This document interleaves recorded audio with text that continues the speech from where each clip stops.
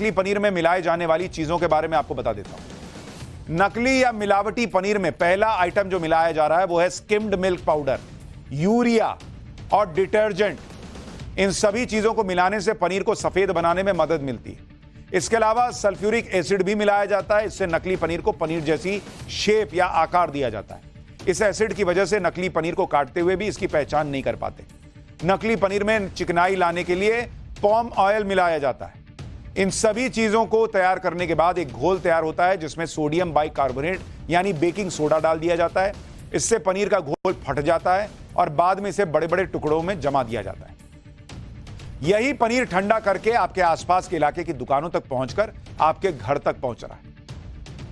अब यह भी समझिए कि इस नकली पनीर की असली कीमत क्या है और यह बाजार में किस रेट में बिकता है। लेकिन इसे जानने से पहले असली पनीर का रेट देखिए। दरअसल 1 किलो असली पनीर बनाने के लिए करीब 5 किलो दूध की जरूरत पड़ती है।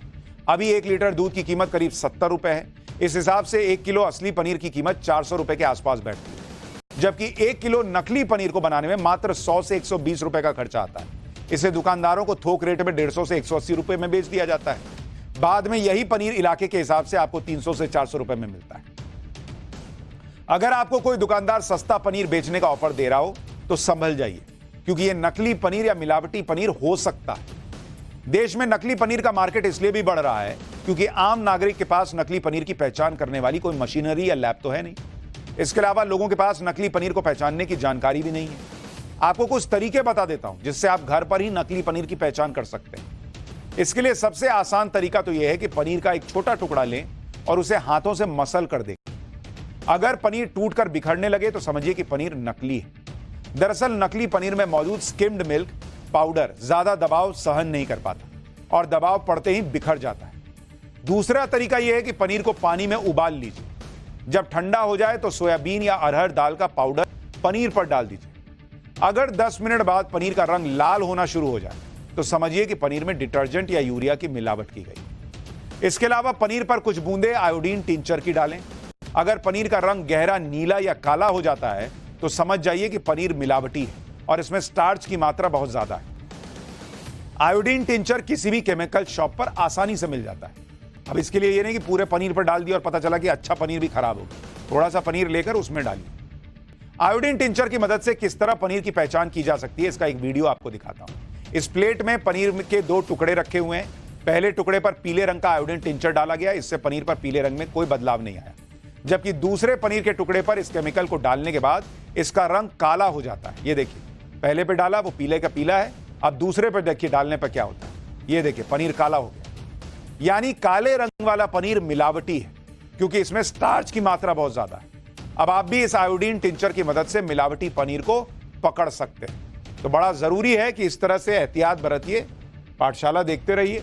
अब अभी पनीर खा रहे हैं तो उसको मत छोड़ दीजिए, अगली बार से टेस्ट कर लीजिएगा।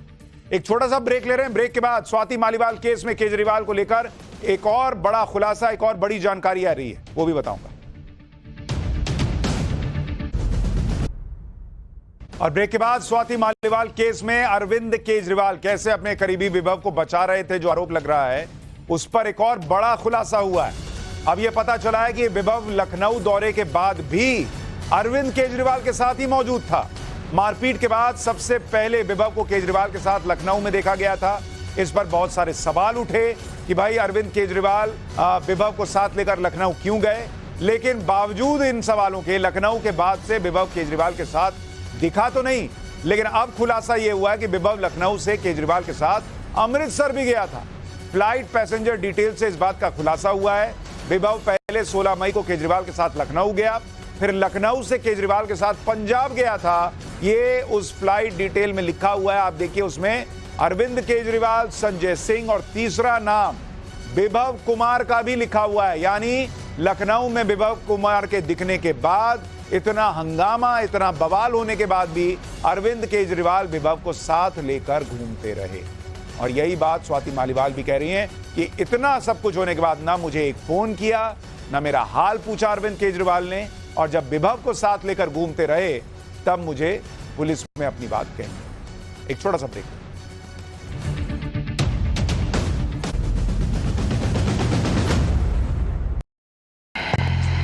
नहीं यार, स्टॉक मार्केट बहुत वॉलेटाइल है। बहुत रिस्की है, कोई फायदा नहीं। अरे लाला, बिना